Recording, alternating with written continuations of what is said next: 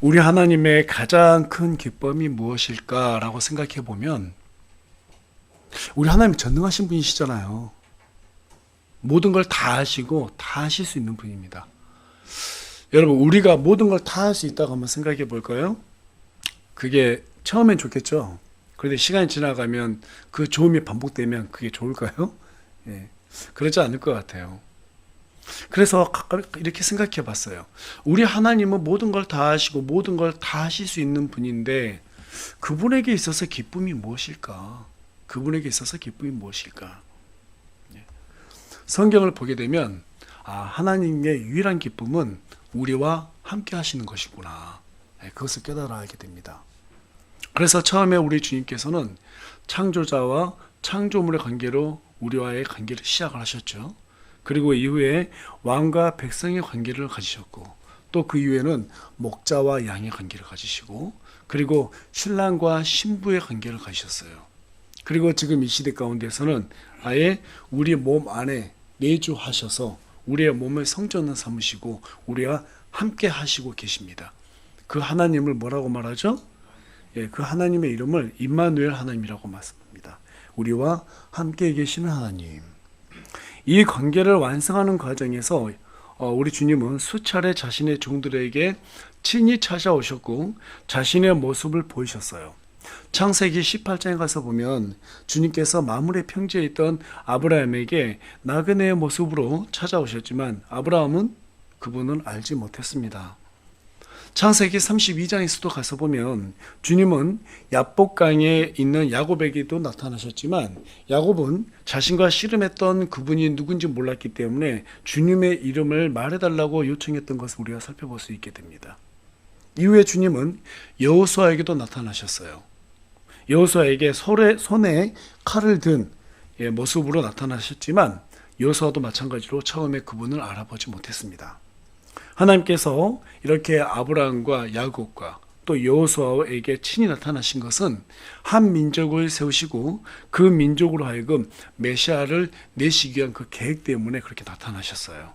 하지만 그 민족이 자신들의 그리고 마침내 우리 주님이 하나님께서 선택한 민족 이스라엘을 통해서 이 땅에 오셨어요. 하지만 그 민족이 자신들의 왕을 알아봤어요? 알아보지 못했어요? 알아보지 못했어요. 결국에는 십자가에 처형하고 말았습니다. 이 소식을 들었던 수많은 사람들이 슬픔에 잠겼고 낙심하게 되었습니다. 이때 부활하신 우리 예수님께서 두 제자에게 친히 나타나신 내용을 오늘 본문이 다루고 있어요. 주님께서 11제자보다도 먼저 이 두 사람에게 나타나신 이유는 아주 간단합니다. 11제자들보다도 어때요? 셋째 날에 먼저 여자들이 예수님의 무덤을 찾았기 때문인데요. 9절에서 11절에 가서 보니까 예수님의 부활하심을 11제자들이 믿었어요? 믿지 않았어요? 믿지 않았습니다. 막달라 마리아가 제일 먼저 예수님을 보았습니다. 그리고 여자들에게 말했습니다. 그 여자들은 예수님의 무덤에 찾아왔어요. 그리고 11제자에게 찾아갔어요. 근데도 그 말을 들었는데 그들은 이 사실을 믿지 않았습니다. 근거가 없다고 생각했습니다. 그래서 주님은 자신의 부활하심을 사도들에게 전달하시기 위해서 먼저 그들에게 나타나셨고 이 일로 인해서 사도들을 비롯해서 주님을 따르던 많은 사람들이 슬픔에서 소망으로 바뀌어지는 그러한 일들이 일어나게 됩니다. 우리에게 주님의 부활하심이 없다면 우리는 예수님을 따르던 제자들처럼 어떻게 될까요? 낙심하게 될 거예요. 또 예수님을 믿을 이유가 있어요? 없어요? 네, 믿을 수가 없죠. 사망을 이기지 못했는데 어떻게 우리가 예수님을 믿을 수 있겠습니까? 그러나 주님의 부활하심과 그분이 우리와 가까이 계신다는 사실을 믿으면 우리가 낙심할 수 있을까요? 없을까요? 네, 낙심할 수가 없어요. 낙심할 수가 없어요. 그럼에도 불구하고 우리가 낙심하는 이유가 무엇인가? 일찍 나를 찾는 자들이 나를 만나리라고 말씀하신 잠언서 8장 17절에 기록되어 있는데 이 말씀을 우리가 믿지 못하기 때문 아닐까.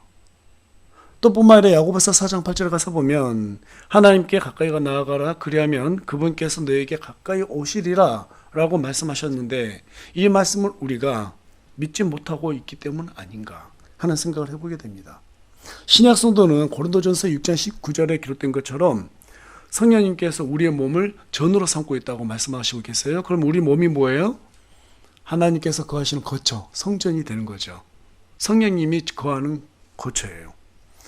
그런데 왜 우리는 엠마오 마을로 가는 두 제자들처럼 낙심하는 가운데 주님께 더 가까이 나아가지 못할 때가 많을까요?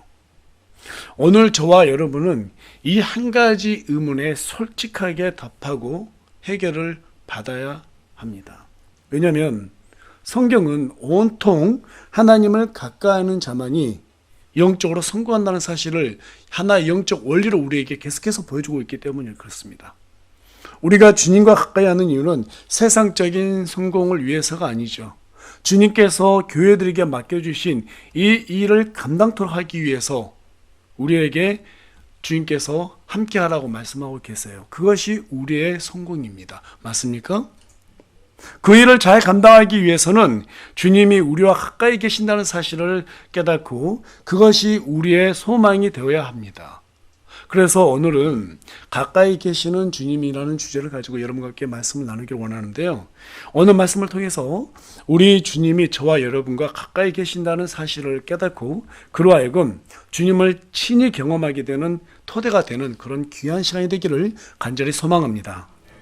본문에 등장하는 이 두 제자, 이 두 사람은 유월절을 지내기 위해서 예루살렘으로 왔다가 이제 그 절기를 마치고 자신들이 살던 엠마오라고 하는 이 마을로 돌아가고 있는 그 과정을 다루고 있어요. 엠마오는 따뜻한 생물이라는 뜻을 가진 도시의 이름입니다. 예, 따뜻한 생물. 나중에 이 제자들이 어떻게 돼요? 예수님과 만나고 나니까 마음이 뜨거워지죠. 뭔가 좀 매칭이 되고 있는 것 같아요. 예수님께서 의도적으로 그렇게 하신 건 아닌가라는 생각이 드는데 아무튼 간에 따뜻한 생물이라는 뜻을 가지고 있는데 예루살렘으로부터 60스타디온 약 25리인데요. 지금으로 따지면 약 11km 정도 되는 거죠. 예, 그러한 곳에 위치한 마을이 바로 엠마오라고 하는 마을입니다. 이 두 사람 중에서 한 사람의 이름은 글로바인데요. 다른 한 사람의 이름은 기록되어 있지 않기 때문에 누군지 자세하게 알 수 없지만 아마도 글로바의 아내로 추정이 됩니다. 그 이유는 첫째, 대부분의 유대인들은 유월절을 지내기 위해서 예루살렘으로 가게 되죠. 그리고 오게 됩니다. 그렇게 오갈 때 대부분 가족들끼리 이동했다라는 것으로 추정했을 때 아마 그게 아닐 것이다 라고 생각할 수 있고 또 다른 이유는 13절에 가서 보니까 그날 그들 중에 두 사람이라고 말하고 있어요. 그들 중에 두 사람. 여기에서 그들이 누구예요? 자, 10절 가서 보겠습니다. 10절 가서 보니까 이것들을 사도들에게 고한 사람은 막달라 마리아와 요한나와 야고보의 어머니 마리아와 또 그들과 함께한 다른 여자들이었는데 라고 말하고 있어요. 그러니까 이 두 사람은 이들과 함께 있었다 이 말이죠. 이 중에서 글로바의 아내는 야고보의 어머니 마리아로 추정이 됩니다. 여기에서 야고보는 예수님의 12제자 세베대 아들 알페오 아들 야고보가 아니라 동명이인으로 추정이 됩니다. 그래서 요한복음 19장 25절에 가서 보면 한편 예수님의 십자가 곁에는 그분의 어머니와 그분의 이모요 글로바의 아내인 마리아와 막달라 마리아가 서 있으므로 자 그러니까 여기에서 말하는 글로바의 아내는 누구예요? 마리아죠. 마리아는 예수님의 족보상으로 이모가 되는 거예요. 또 마가복음 16장 1절 가서 보면 안식일이 지났을 때 막달라 마리아와 야고보의 어머니 마리아와 살로메는 가서 그분께 기름을 바르려고 이미 향품을 사두었더라라고 기록하고 있는데 이걸로 봤을 때 이 마리아는 예수님을 위해서 향품을 이렇게 사두었던 사람이라는 것을 알 수 있게 됩니다. 자, 14절에 가서 보니까 이제 이 두 사람은 일어난 모든 일들에 관하여 함께 이야기를 나누면서 길을 걷고 있었어요. 그때 예수님께서 친히 그들에게 나타나셨습니다. 하지만 그들이 알아보지 못해요? 예수님을 알아보지 못합니다. 여러분, 왜 이 두 사람이 예수님을 알아보지 못했을까요? 여기에는 두 가지 이유가 있어요. 첫 번째 이유는 16절입니다. 우리 다 같이 16절 말씀 한 목소리 읽겠습니다. 시작. 그들의 눈이 가려져서 그들이 그분을 알아보지 못하더라. 자, 왜 알아보지 못했다고요? 그들의 눈이 가려졌다라는 거예요. 눈이 가려졌다라는 겁니다. 왜 눈이 가려졌을까요? 자, 그 내용 17절에 나와 있는데 그분께서 그들에게 이르시되 너희가 걸으면서 서로 주고받는 이것들이 무슨 대화이기에 너희가 어떻다고요? 슬퍼하느냐. 이들의 눈이 가려진 이유는 슬퍼했기 때문에 그래요. 슬퍼했기 때문에. 그렇다면 왜 슬퍼했는가? 계속해서 그 슬퍼한 이유까지 우리가 추적해 가보도록 하겠습니다. 자, 우리 21절 말씀 다 같이 한 목소리 읽어봅니다. 시작. 그러나 우리는 그분께서 이스라엘을 구속할 분이시라고 믿었노라. 자, 어떤 분으로 믿었다고요? 예, 우리는 그분께서 이스라엘을 구속할 분이시라고 믿었노라. 여러분, 믿고 있다라고 말해야 될까? 아니면 믿었노라고 말해야 될까요? 믿음이 있다라면 믿고 있다고 말해야 되겠죠. 근데 믿었노라라고 말했다라는 것은 이제 뭔가 끝났다라는 걸 얘기하죠. 과거형이죠. 현재 진행형이 아니에요. 그들이 믿었던 예수님은 인류의 죄를 구속하실 메시아가 아니라 모세처럼 모세 이집트를 갔다가 이스라엘부터 건져냈죠. 그와 같이 로마로부터 이스라엘을 해방을 시켜줄 정치적인 메시아로 믿었다라는 것이에요. 그런데 그분이 죽었기 때문에 이제 끝났다고 생각한 겁니다. 다시 말해서 그들이 슬퍼했던 진짜 이유는 사실은 예수님의 죽음 때문이 아니라 그분에 대한 실망 때문에 그들이 슬퍼했다라는 거예요. 그들의 눈이 가려진 두 번째 이유가 또 있는데요. 우리가 이제 그 내용이 25절에 나와 있습니다. 우리 25절 말씀 같이 한 목소리로 읽어볼까요? 시작. 그때 그분께서 그들에게 이르시되 오 어리석고 대언 자들이 말한 모든 것을 마음으로 더딘 믿는 자들아. 예, 더딘 믿었기 때문에 그들의 눈이 가려졌어요. 믿음이 완전했다라면 우리 예수님께서 그런 정치적인 메시아라는 것을 오해할 리가 없겠죠. 확실하게 그분께서 어떤 목적으로 이 땅에 오셨는지를 알 수 있었겠죠. 그 내용이 다 어디에 있어요? 성경에 다 기록되어 있잖아요. 그때 당시에는 신약성경에 기록되어 있지 않았지만 이미 구약성경은 다 기록되어 있고 구약성경에서 메시아가 어떤 이유로 오신다는 것까지 상세하게 전부 다 기록이 되어 있습니다. 그럼에도 불구하고 그들은 더딘 믿었어요. 왜 더딘 믿었을까요? 21절 가서 보니까 이 모든 것 외에도 오늘은 이런 일들이 이루어진 뒤 셋째 날이요 이렇게 말하고 있습니다. 여러분 셋째 날이면 무슨 날이에요? 누가복음 9장 22절에 가서 보면 우리 예수님께서 미리 말씀하셨어요. 이르시되 사람의 아들이 반드시 많은 일들로 고난을 당하고 장로들과 수제사장들과 서기관들에게 버림받아 죽임을 당하며 셋째 날에 어떻게 된다고요? 일으켜지리라. 부활한다 라고 미리 말씀하셨습니다. 그러니까 셋째 날이면 예수님께서 부활하셔야 되는 날이에요. 그들은 예수님께서 셋째 날에 부활하신다는 말을 들었습니다. 들어서 알고 있었어요. 게다가 22절하고 24절에서 쭉 가서 보게 되면 여자들이 무덤에 가서 천사들에게 그분께서 살아 계신다는 말도 전달해서 들었습니다. 하지만 그것을 믿지 못했어요. 왜? 그분을 본 사람은 없다라고 말하고 있거든요. 여러분 이 말은 무슨 말이에요? 의심이 섞여 있다라는 거예요. 확실하게 예수님이 어떤 분인지 알지 못했다라는 거예요. 여러분 믿음이라는 게 뭐예요? 믿음. 히브리서 11장 1절 가서 보니까 믿음이라는 것은 바라는 것들이 실체라고 말하고 있죠. 예. 여러분 믿음이라고 하는 것은요 그냥 단순하게 아는 것이 아닙니다. 알고 있는 것을 사실로 받아들여야 믿음이 되는 거예요. 사실로 받아들이지 못하면 그것은 더 이상 믿음이 될 수 있어요, 없어요? 아니죠. 그건 지식인 거죠. 그냥 아는 거죠. 아는 것을 받아들여야지 그것이 믿음이 되는 거죠. 겨자씨 한 알만큼 작은 그러한 믿음, 그 믿음을 예수님께서 요구하셨어요. 그 믿음은 작은 믿음이라는 의미가 아닙니다. 의심이 없는 믿음을 의미하는 거예요. 예수님께서 셋째 날에 일으켜 주신다고 말씀하셨다면 그것을 액면가 그대로 믿어야 하는 것입니다. 그것이 믿음이에요. 그 정도의 믿음만 있어도 낙심할 수가 있다 없다. 낙심할 수가 없다라는 거예요. 하지만 그들은 눈으로 보기 전에는 믿지 못했어요. 도마처럼 눈으로 확인해야지만이 믿을 수 있다라고 그렇게 생각을 했습니다.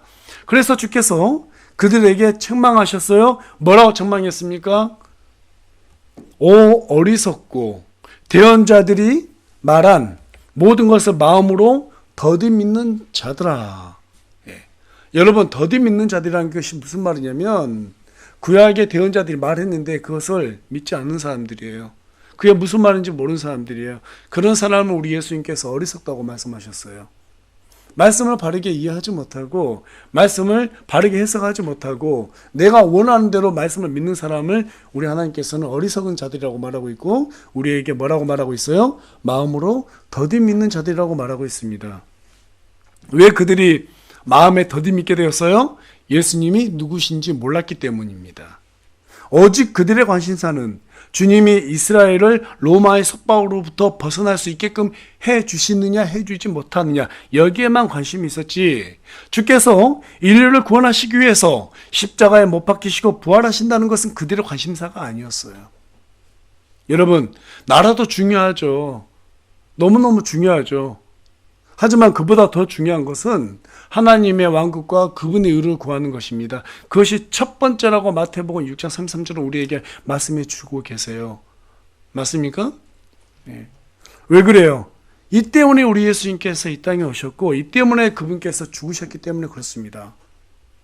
교회가 복음으로 제대로 된 길을 가게 되면 교회들이 정말 하나님의 말씀대로 살기 위해서 열심히 그렇게 어려워도 힘들어도 바른 길을 가게 되면 가정도 살고 나라도 살 수밖에 없어요. 여러분, 이스라엘이 어쩌다 망했습니까? 북이스라엘이 왜 망했어요? 남유다 왕국 왜 망했어요? 정치 못해서 망했나요? 아니에요. 문화가 많이 부족해서 돈이 없어서요? 아닙니다. 왜 망했어요? 하나님을 제대로 믿지 않았기 때문에 그렇습니다. 자신들의 눈에 오른 대로 하나님을 믿었기 때문에 그렇습니다. 자신들의 상상 속에 있는 하나님을 창조해놓고 그걸 믿으려다가 망한 게 바로 이스라엘이었어요. 여러분, 제 말 맞습니까? 우리가 정말 나라가 걱정된다 그러면 하나님께서 이 나라를 들어 사용하실 수 있게 해달라고 기도해야 되는 거예요. 교회를 바르게 세워나가야 되는 거예요. 이것이 우리가 할 수 있는 최선입니다. 그렇지 않고 내가 원하는 예수님을 내 마음속으로 창조해놓고 그것을 믿으려고 하다 보면 여러분 어떻게 될까요? 이 제자들처럼 예수님께서 이미 다 말씀해 놓으셨는데도 불구하고 그게 무슨 말인지 이해 못하는 거예요. 그 말을 떠올리지 못하는 거예요. 믿지 못하는 거예요. 그래서 어리석고 더디 믿을 수밖에 없게 되는 것입니다. 마음으로 더디 믿는 사람들의 특징이 뭘까요? 말씀을 들을 때는 동의합니다. 하지만 자신의 의를 여전히 내려놓지 못해요. 내가 생각하는 게 맞다라고 주장하는 사람들이 참 많아요. 어떤 부부가 각자 교회를 출석했다고 그래요. 남편은 이제 아내에게 오랫동안 우리가 따로따로 교회 다녔으니까 이제 한 교회를 섬기자 이렇게 말을 합니다. 그런데 이때 이 아내가 말을 합니다. 나는 스펄전 목사님의 설교가 싫어요. 그러니까 지금으로 보면 아주 유명한 그렇죠? 최고의 설교가 그 스펄전 목사님의 교회 설교가 싫다라는 거예요. 그분은 너무 직설적으로 말씀하세요. 성도들에게 그런 식으로 말하면 안 된다고 생각해요. 그러자 남편이 이렇게 말했다고 그래요. 그 점이 내가 그분을 좋아하는 이유요. 설교는 우리에게 필요한 것을 강하게 때리는 것이 설교예요.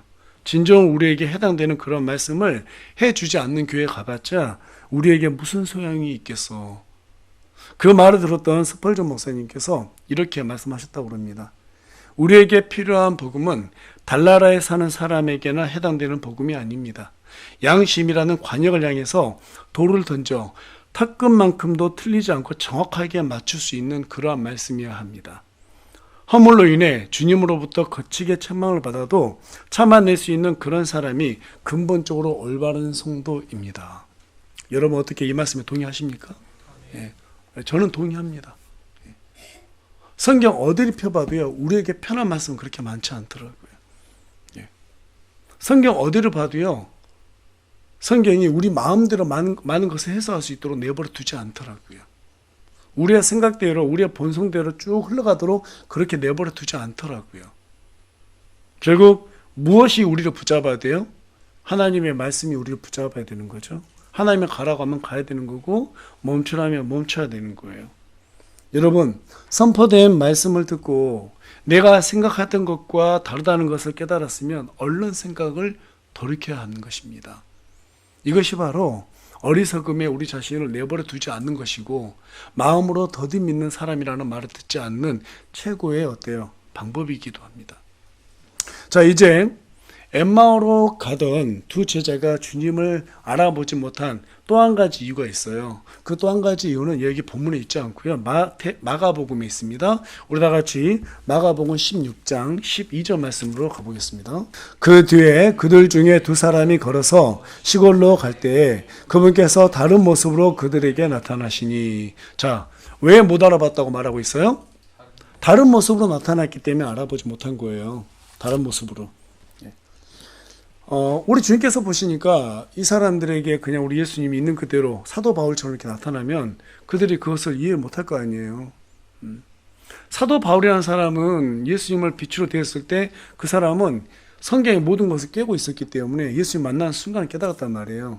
근데 이들은 지금 완전히 다른 예수님을 기대하고 있었기 때문에 그런 모습으로 나타나서 그들이 깨달을 수가 없었어요.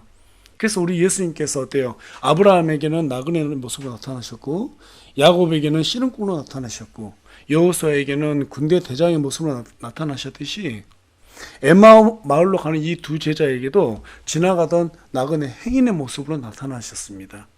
그렇다면 주님은 왜 그들이 알아보지 못하도록 하셨는가? 이유는 간단합니다. 설명해 주기 위해서 그랬어요. 설명해 주기 위해서. 그 역시 이걸 우리가 좀 더 자세히 알려면 21절에 보니까 오늘은 이런 일들이 이루어진 지 사흘째 되는 날이요 라고 본문에 기록되어 있죠. 여러분, 사흘째 되는 날이요.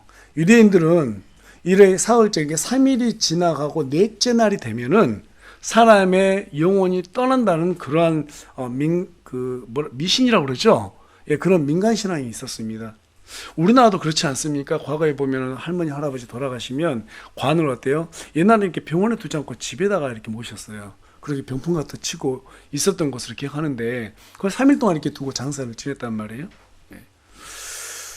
유대인들이 이렇게 3일이 지나야지 그들의 영혼이, 사람의 영혼이 떠난다고 그렇게 생각했기 때문에 생각했습니다. 그래서 요한복음 11장 39절에 가서 보면 예수님께서 이르시되 너희는 돌을 옮겨 놓으라 하시니 죽은 자의 눈이 마르다가 그분께 이르되 주여 그가 죽은 지 나흘이 되었으므로 지금은 그에게 냄새가 나나이다 이렇게 말하는 내용을 보게 됩니다. 그러니까 지금 나사로가 죽었어요. 그리고 3일이 지났어요. 이제 나흘째 된 날 예수님께서 오셨단 말이에요. 성경 기록 가서 보게 되면 예수님께서 의도적으로 나흘째 된 날 나사로에게 찾아가신 것을 보게 됩니다. 왜 그랬어요? 그렇게 그들이 믿고 있는 그런 어떤 민간신앙, 미신 그런 것들을 완전히 전부 다 어떻게 해요? 제거하시기 위해서 그러신 겁니다. 그래서 일부러 넷째 날 가가지고 나사로를 어떻게 했어요? 다시 살려내셨단 말이죠. 예수님께서 이렇게 다시 살려내신 이유가 바로 이런 어떤 미신 이런 것들이 얼마나 주님 앞에서 헛된 것인지를 보여주기 위함이셨어요. 여러분, 사람을 누구든지 죽일 수는 있죠. 그러나 살려낼 수 있는 사람이 있어요, 없어요? 없어요. 살려내신 분, 내실 수 있는 분, 생명을 주실 수 있는 분은 오직 하나님 한 분밖에 없습니다. 그래서 예수님께서 나흘째 된 날 그들에게 가서 나사로를 살려내셨던 것은 내가 누구다? 내가 곧 하나님의 아들이다. 하나님이다. 내가 너희에게 생명을 준 자다. 이것을 그들에게 보이시기 위해서 그렇게 하셨다는 것입니다. 우리 예수님은 그런 미신에 묶이는 분이 아니시죠? 그것과 전혀 상관이 없습니다. 따라서 우리 주님이 이 엠마오로 가는 두 제자에게 알아보지 못하는 모습으로 나타나셨던 것은 모든 성경 기록들에서 자신에 관해서 우리 예수님에 관해서 관한 기록들을 갖다가 풀어서 설명해 주시기 위함이셨어요. 이후에 30절에 가서 보니까 그들에게 이제 빵을 떼서 줍니다. 그러자 그들이 주님을 알아보게 되죠. 그제서야 주님을 알아보게 됩니다. 당이 부족해서 알아보지 못했던 것이 아닙니다. 빵을 주니까 알아보게 돼요. 왜 그때 알아보게 하셨을까? 여러분, 빵은 무엇을 상징해요? 오늘 우리가 주에 만찬했습니다. 빵은 뭘 상징해요? 주님의 몸을 상징하죠. 몸을 상징해요. 그리고 또 빵은 뭘 상징합니까? 주님의 말씀을 상징하고 있어요. 그래서 그들에게 이 빵을 주면서 그들에게 예수님의 모습을 보여주신 것은 나는 곧 생명의 빵이다. 그것을 그들에게 보여주기 위함이셨습니다. 그 모습을 보자마자 이 두 사람이 무엇을 고백해요? 우리 다 같이 32절 말씀 한 목소리로 읽겠습니다. 다 같이 읽겠습니다. 시작. 그들이 서로 이르되 그분께서 길에서 우리와 말씀하시고 우리에게 성경 기록들을 열어주실 때에 우리 마음이 우리 속에서 뜨겁지 아니하더냐. 마음속에서 어떻게 됐다고요? 뜨거워졌다라는 거예요. 뜨거워졌다. 구약에 있는 모든 성경 말씀들이, 이 대언자들의 모든 말들이 전부 다 한 곳만 가르치고 있구나. 우리 주 예수 그리스도만 가르치고 있구나. 그것을 깨달으니까 마음이 뜨거워지는 거예요. 마음이 뜨거워졌다라는 것은 여기에 또 다른 의미도 있겠죠. 우리가 그동안 예수님에 대해서 오해하고 있었구나. 우리 예수님이 이 땅에 오신 것은 이스라엘을 구원하기 위해서가 아니라 누굴 구원하기 위해서다? 온 인류를 구원하기 오셨구나. 그것을 깨닫게 된 거예요. 그래서 이제 마음이 뜨거워진 겁니다. 자, 그리고 33절에서 35절까지 말씀을 쭉 가서 보게 되니까 이 두 사람이 누굴 만나요? 사람들과 예수님의 11 제자들과 만나게 됩니다. 그리고 자신들이 겪었던, 예수님과 나눴던 이 대화의 내용 모든 것을 갖다가 그들에게 전부 다 알려주게 됩니다. 이 일을 통해서 엠마을 마을로 가는 제자들과 11 제자들은 우리 주님이 얼마나 우리와 가까이 계시는지, 우리의 모든 생각을 어떻게 전부 다 알고 계시는지 그들은 그때 깨닫게 됩니다.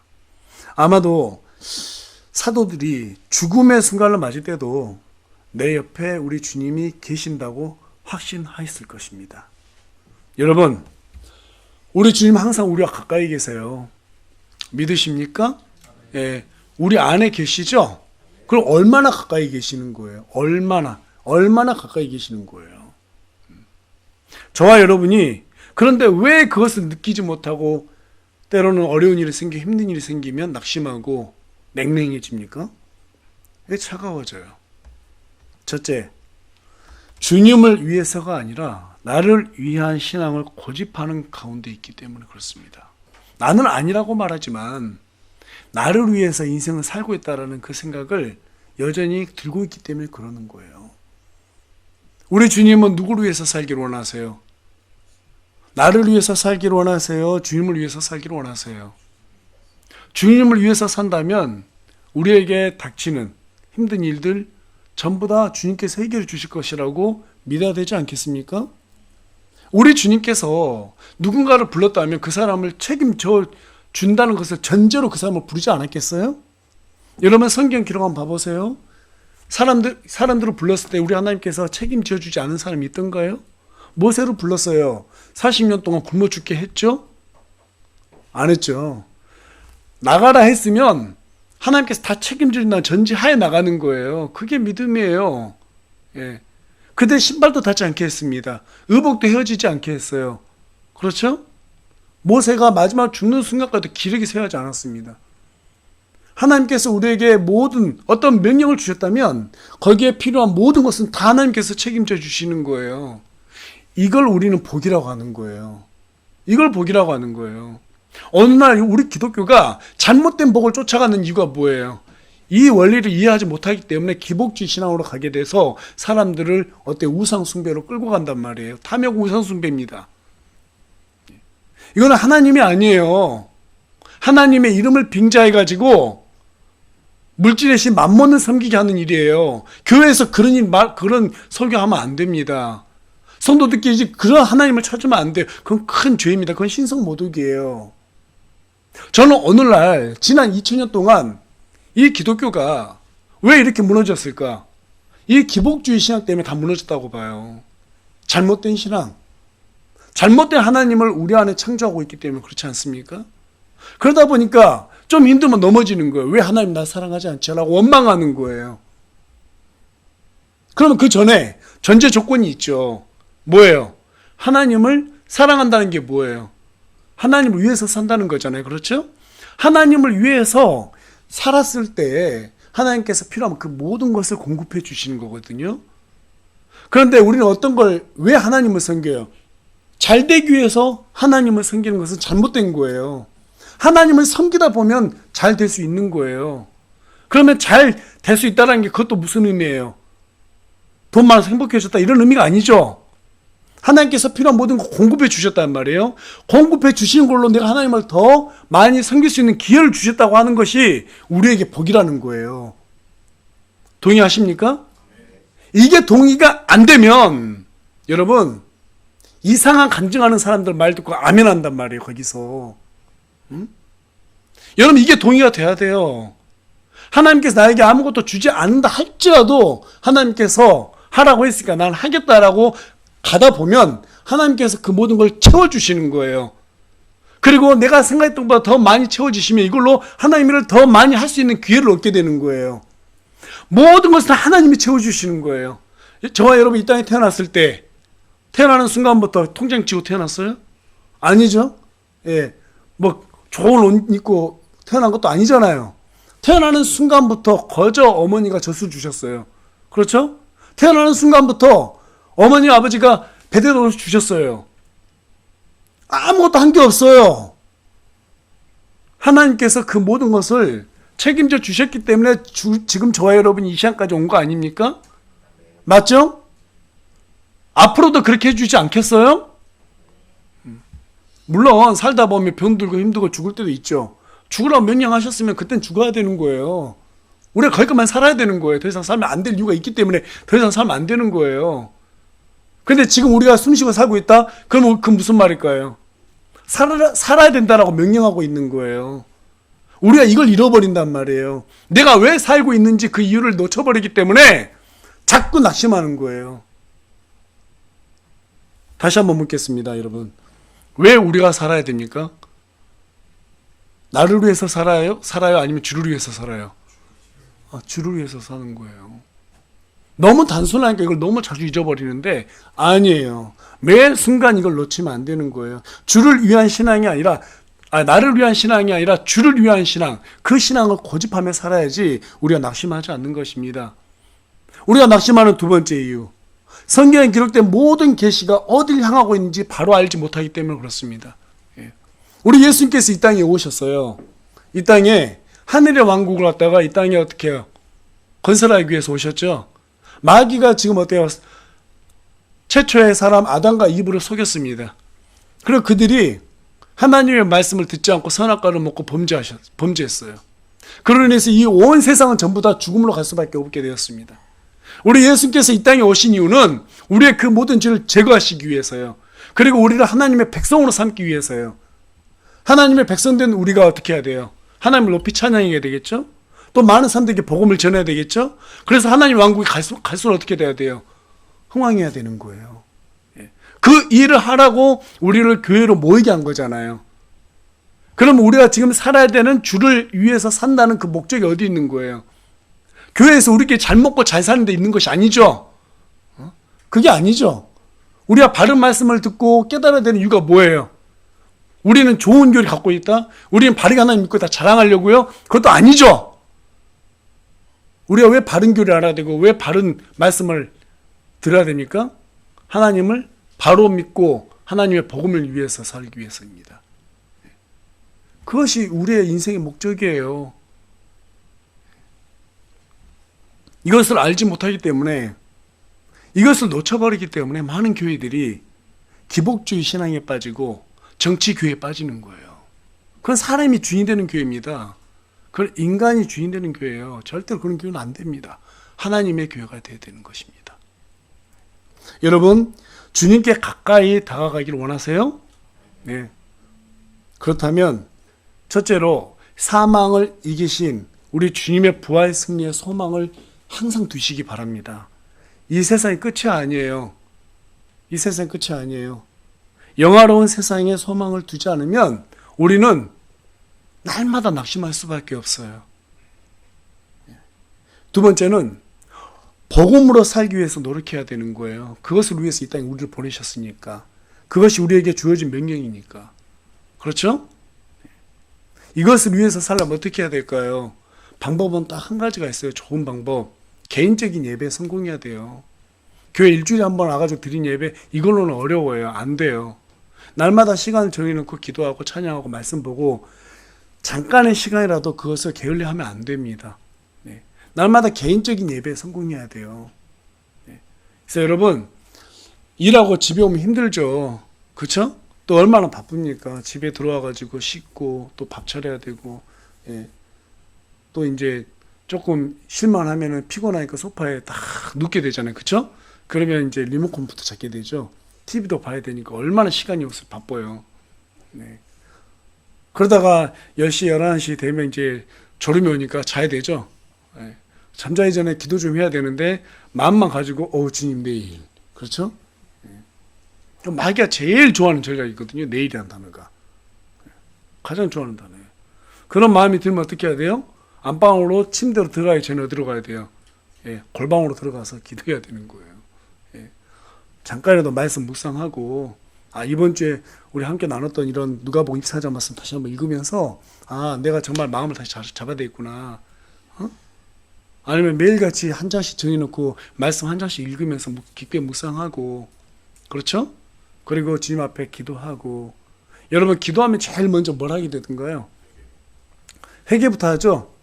네. 어떨 땐 생각도 안 나요. 하도 회개도 많이 하고 그래가지고 잘못한 것이 생각 안 날 때가 있어요. 그런데도 이상하게 기도하면 회개부터 해야 될 것 같아요. 그렇지 않나요? 네, 그럴 땐 그런 기도도 하세요. 하나님, 내가 어제는 기도 좀 짧게 해서 오늘 조금 더 길게 할게요. 이런 회개라도 하나님께서 우리 안에 있는 여러 가지 그런 마음의 게으름, 나태함, 그리고 하나님을 제대로 믿지 못했던 거, 내가 어렵게 생각하는 그 모든 것들, 또 우리 지체들 위해서 기도하지 못했던 것들, 이 모든 것들이 전부 다 어때요? 하나님께서 사실은 우리에게 부담을 주는 거거든요. 그럴 때마다 그런 부담을 안고 하나님 앞에 회개하면서, 하나님, 정말 우리 교회를 위해서, 또 앞에 있는 부족한 목사를 위해서, 목사 너무 욕만 하지 말고 기도도 좀 해주고 욕을 하세요. 예. 그리고 또 부족한 우리 형제 자매들을 위해서 서로 그렇게 기도해주면서 우리 교회가 바르게 정말 주님의 복음을 위해서 살 수 있는 그런 교회로 성장하게 해달라고 그렇게 잠시라도 기도하고, 또 내일의 삶을 위해서 기도하고, 또 정말 우리가 하나님의 말씀으로 인해서 낙심하지 않게 해달라고 기도하고, 기도할 게 얼마나 많습니까? 그렇게 우리가 정말 기도하고 개인적인 예배에서 승리했을 때, 하나님께 찬양하고 말씀으로 우리 자신을 다시 되돌아봤을 때, 우리는 이렇게 엠마오 마을로 가고 있는 이 두 제자처럼 낙심하지 않게 된다는 거예요. 그들이 마음이 뜨거워졌어요. 우리 주님께서 오셔가지고 말씀을 다 풀어서 설명해 주었을 때. 저와 여러분도 어때요? 말씀을 전하고 들을 때 여기에선 뜨거워져요. 그렇죠? 근데 문 열고 집에 가면 어떻게 돼요? 깨끗해지죠. 네. 그래서 깨끗해지지 못하게 괴롭히기 위해서 제가 홈페이지에다 계속해서 말씀을 굳이 요약해서 올려놓는 겁니다. 그런데 그것도 안 보죠. 좀 보세요. 보시고 내가 다시 마음 잡아야겠다 이런 생각을 하셔야 됩니다. 그렇게 하지 않으면 우리는 게을러집니다. 마귀에게 틈을 내주게 되고 낙심하게 됩니다. 여러분, 사도들이 낙심하지 않고 그 힘들었던 인고의 시간을 견뎌내고 이겨낼 수 있었던 이유가 바로 여기에 있었어요. 그들은 절대 소망을 놓지 않았습니다. 소망을 놓지 않았어요.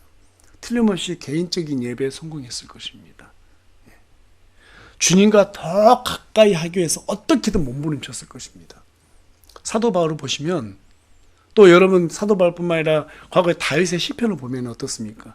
하나님께서 문제를 해결해달라고, 그렇죠? 얼마나 간절히 기도하는 게 나옵니까? 평안을 줄 때까지 기도하잖아요. 심지어는 자신이 염려하고 걱정하면은 자기 자신을 혼내잖아요. 네가 왜 낙심하느냐? 네가 왜 절망하느냐고 하면서 자기 자신을 혼내잖아요. 얼마나 간절하게 하나님과 함께하길 원해요. 정말 저는 다윗의 시편들을 보게 되면 다윗이 한시도 주님과 떨어지지 않길 원하는구나. 여러분, 다윗의 시편을 봐보세요. 돈 달라고 기도한 거 있던가요? 자신의 어떤 명예를 위해서 기도한 거 있어요? 그런 거 없어요. 그냥 주님하고 딱 달라붙기 위해 기도해요. 제발 주님 나 떠나가지 마세요. 얼마나 간절하게 붙잡아요. 우리 한 주간의 삶 속에서 저와 여러분, 주님 절 떠나지 말아달라고 기도하는 게 얼마나 간절한 기도를 했습니까? 얼마나 정말 그렇게 간절한 기도 속에서 우리가 살고 있나요? 저와 여러분 안에는 우리 하나님께서 살아 계십니다. 믿으십니까? 네. 그 주님과 가까이 하도록 하십시오. 그럼 우리 주님께서 더 가까이 하실 것입니다. 야고보서 4장 8절 말씀 읽고 우리 다 같이 말씀 마무리하도록 하겠습니다. 그리하면 그분께서 너희에게 가까이 오시라. 여기까지 읽겠습니다. 다시 한번 읽겠습니다. 시작. 하나님께 가까이 나아가라. 그리하면 그분께서 너희에게 가까이 오시리라.